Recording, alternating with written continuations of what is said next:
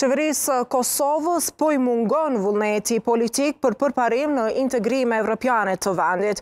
Kabineti ka aplikuar për antarësim në Këshillin e Evropës dhe në BE, për hapat e nevojshëm për përparim në këto aplikacione nuk janë bërë, ka thënë për Agjencinë Bullgare të Lajmeve, raportuesja e Parlamentit Evropian për Kosovën, Viola von Kramon. Sipas saj, ata thonë se duan të bëhen antare të NATO-s, BE-s dhe Këshillit të Evropës, por nëse dikush i njeh rregullat e klubit, duhet të luajë me ato rregulla në vend që t'i shkel ato.